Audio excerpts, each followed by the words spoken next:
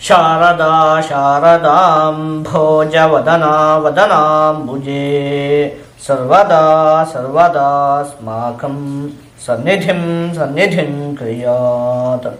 ಸಮಸ್ತ ವೀಕ್ಷಕರಿಗೂ ಆಗಸ್ಟ್ ತಿಂಗಳ ವೃಷಭ ರಾಶಿಯ ಮಾಸ ಭವಿಷ್ಯದ ಕಾರ್ಯಕ್ರಮಕ್ಕೆ ಸುಸ್ವಾಗತ. ನಾವು ಮೊದಲಿಗೆ ಈ ಮಾಸದಲ್ಲಿ ನಡೆಯುವಂತಹ ಗ್ರಹಗಳ ಬದಲಾವಣೆಗಳ ಬಗ್ಗೆ ತಿಳಿದುಕೊಳ್ಳೋಣ. ಈ ತಿಂಗಳ 16ನೇ ತಾರೀಕಿನಂದು ರವಿಗ್ರಹ, 30ನೇ ತಾರೀಕಿನಂದು ಬುಧ ಗ್ರಹ ಸಿಂಹ ರಾಶಿಗೆ ಪ್ರವೇಶವನ್ನು ಮಾಡ್ತಾ ಇರುವಂಥದ್ದು, 20ನೇ ತಾರೀಕಿನಂದು ಶುಕ್ರಗ್ರಹ ಕಟಕ ರಾಶಿಗೆ ಪ್ರವೇಶವನ್ನು ಮಾಡ್ತಾ ಇರುವಂಥದ್ದು. ಇದಿಷ್ಟು ಕೂಡ ಈ ಮಾಸದಲ್ಲಿ ನಡೆಯುವಂತಹ ಪ್ರಮುಖವಾದ ಗ್ರಹಗಳ ಬದಲಾವಣೆ.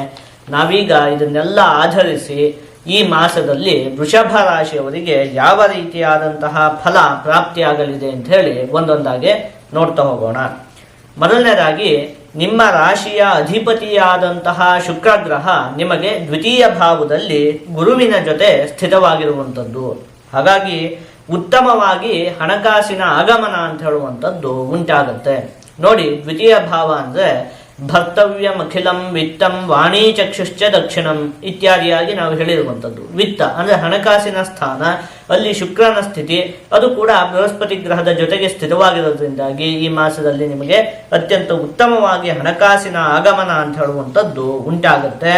ಇನ್ನು ಷಷ್ಠ ಭಾವದ ಅಧಿಪತಿಯಾಗಿ ಅದು ದ್ವಿತೀಯ ಭಾವದಲ್ಲಿ ಸ್ಥಿತವಾಗಿರೋದ್ರಿಂದಾಗಿ ನಿಮಗೆ ಬರಬೇಕಾಗಿರುವಂತಹ ಹಣ ಕೂಡ ಕೈ ಸೇರುತ್ತೆ. ಅಂದರೆ ಈ ಹಿಂದೆ ಯಾರಿಗೋ ದುಡ್ಡನ್ನು ಕೊಟ್ಟುಬಿಟ್ಟಿರ್ತೀರಿ, ಏನೋ ಒಂದು ಸಮಸ್ಯೆ ಇದೆ ಬೇಕು ಅಂತ ಹೇಳಿ ಕೇಳಿರ್ತಾರೆ, ನೀವು ಕೂಡ ಕೈಯಲ್ಲಿರುತ್ತೆ ಕೊಟ್ಟುಬಿಟ್ಟಿರ್ತೀರಿ. ಆಮೇಲೆ ಅದೇನೇ ಮಾಡಿದ್ರು ಕೂಡ ಹಿಂತಿರುಗಿ ಬರ್ತಾ ಇರುವುದಿಲ್ಲ. ಆ ರೀತಿ ಎಲ್ಲ ಸಮಸ್ಯೆ ಇದ್ದರೆ, ಒಟ್ಟಲ್ಲಿ ನಿಮ್ಗೆ ಏನೋ ಒಂದಷ್ಟು ಹಣ ಬರಬೇಕಾಗಿರುವಂಥದ್ದು ಇದ್ದರೆ ಅದೆಲ್ಲ ಈ ಮಾಸದಲ್ಲಿ ನಿಮ್ಮ ಒಂದು ಕೈ ಸೇರುತ್ತೆ. ಇನ್ನು ಕುಟುಂಬದಲ್ಲಿ ಏನಾದರೂ ಅಸಮಾಧಾನಗಳು ಇದ್ದಂತಹ ಪಕ್ಷದಲ್ಲಿ ಅವುಗಳು ಕೂಡ ಬಗೆಹರಿಯುತ್ತೆ.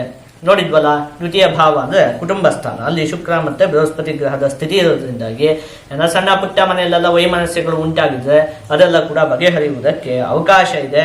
ಇನ್ನು ವಿದ್ಯಾಭ್ಯಾಸದ ಕ್ಷೇತ್ರದಲ್ಲಿಯೂ ಕೂಡ ಪ್ರಗತಿ ಅಂತ ಹೇಳುವಂಥದ್ದು ಉಂಟಾಗುತ್ತೆ.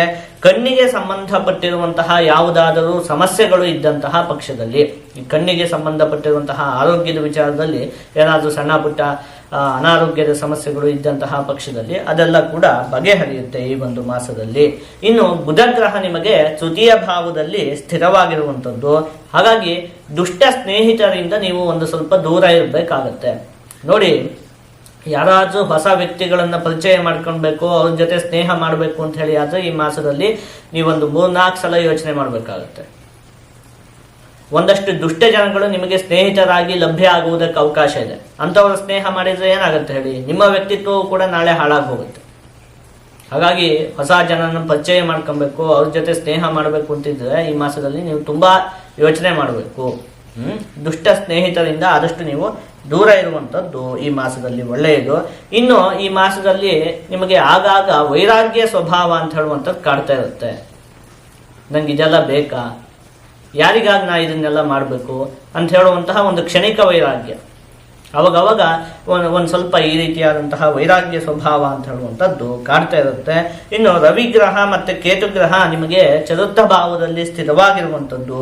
ಹಾಗಾಗಿ ಭೂಮಿಗೆ ಸಂಬಂಧಪಟ್ಟಿರುವಂತಹ ವಿಚಾರದಲ್ಲಿ ಏನಾದರೂ ವಿವಾದಗಳು ಇದ್ದಂತಹ ಪಕ್ಷದಲ್ಲಿ ಅದರಲ್ಲೆಲ್ಲ ನಿಮಗೆ ಜಯ ಅಂತ ಹೇಳುವಂಥದ್ದು ಪ್ರಾಪ್ತಿ ಆಗುತ್ತೆ. ಏನೋ ಒಂದು ಭೂಮಿಯನ್ನು ತೆಗೆದುಕೊಂಡಿರ್ತೀರಿ, ಅದಕ್ಕೆ ಸಂಬಂಧಪಟ್ಟಿರುವಂತಹ ಹಕ್ಕು ಪತ್ರಗಳ ವಿಚಾರದಲ್ಲಿ ಏನೋ ವಿವಾದಗಳು ಇದ್ದಂತಹ ಪಕ್ಷದಲ್ಲಿ, ಒಟ್ಟಲ್ಲಿ ಭೂಮಿಗೆ ಸಂಬಂಧಪಟ್ಟಿರುವಂತಹ ಯಾವುದೇ ಸಮಸ್ಯೆ ಇದ್ರೂ ಕೂಡ ಅದೆಲ್ಲ ಈ ಮಾಸದಲ್ಲಿ ಬಗೆಹರಿಯುತ್ತೆ. ಇನ್ನು ವಾಹನವನ್ನು ಚಲಾಯಿಸುವಂತಹ ಸಂದರ್ಭದಲ್ಲಿ ಮಾತ್ರ ನೀವು ಒಂದು ಸ್ವಲ್ಪ ಜೋಪಾನವಾಗಿ ಇರಬೇಕಾಗತ್ತೆ. ಕುಜಗ್ರಹ ನಿಮಗೆ ಪಂಚಮ ಭಾವದಲ್ಲಿ ಸ್ಥಿತವಾಗಿರುವಂಥದ್ದು. ಹಾಗಾಗಿ ಮುಖ್ಯವಾಗಿ ಕೋಪವನ್ನು ನೀವು ಈ ಮಾಸದಲ್ಲಿ ನಿಯಂತ್ರಣದಲ್ಲಿ ಇಟ್ಕೊಳ್ಬೇಕು. ಸಣ್ಣ ಪುಟ್ಟ ವಿಚಾರಕ್ಕೂ ಕೂಡ ಸಿಕ್ಕಾಪಟ್ಟೆ ಕೋಪ ಬಂದ್ಬಿಡುತ್ತೆ. ಆದರೆ ಕೋಪವನ್ನು ನಿಯಂತ್ರಣದಲ್ಲಿ ಇಟ್ಕೊಳ್ಬೇಕು. ಕೂಗಿದ ಕೂಡಲೇ ಎಲ್ಲ ಕೆಲಸ ಕೂಡ ಆಗಿ ಹೋಗುವುದಿಲ್ಲ, ಇದನ್ನು ನೀವು ನೆನ್ಪಿಟ್ಕೊಬೇಕು. ಎಲ್ಲದಕ್ಕೂ ನಾನು ಬರೀ ಕೂಗ್ತೀನಿ, ಯಾವಾಗಲೂ ಸೆಟ್ ಮಾಡ್ಕೊಂಡೇ ಇರ್ತೀನಿ ಅಂತ ಹೇಳಿ ಆದರೆ ಎಲ್ಲ ಕೆಲಸನೂ ಕೂಡ ನಡೆಯುವುದಿಲ್ಲ. ಆದಷ್ಟು ತಾಳ್ಮೆಯನ್ನು ವಹಿಸಿ ಕೆಲಸವನ್ನು ಮಾಡಬೇಕು, ಕೋಪವನ್ನು ನಿಯಂತ್ರಣದಲ್ಲಿ ಇಟ್ಕೊಳ್ಬೇಕು. ಇನ್ನು ಶನಿಗ್ರಹ ನಿಮಗೆ ಏಕಾದಶ ಭಾವದಲ್ಲಿ ಸ್ಥಿತವಾಗಿದೆಯಲ್ಲ, ಹಾಗಾಗಿ ಮುಖ್ಯವಾಗಿ ದೈಹಿಕ ಪರಿಶ್ರಮವನ್ನು ಉಪಯೋಗಿಸಿ ಕೆಲಸವನ್ನು ಮಾಡುವಂತಹ ವ್ಯಕ್ತಿಗಳಿಗೆ, ಅಂದರೆ ಈ ಕೂಲಿ ಕೆಲಸವನ್ನು ಮಾಡುವಂಥದ್ದು ಇರಬಹುದು, ಒಟ್ಟಲ್ಲಿ ದೈಹಿಕ ಪರಿಶ್ರಮವನ್ನು ಉಪಯೋಗಿಸಿ ಕೆಲಸವನ್ನು ಮಾಡುವಂತಹ ವ್ಯಕ್ತಿಗಳಿಗೆಲ್ಲ ಈ ಮಾಸದಲ್ಲಿ ಅತ್ಯಂತವಾಗಿ ಲಾಭ ಅಂತ ಹೇಳುವಂಥದ್ದು ಉಂಟಾಗುತ್ತೆ.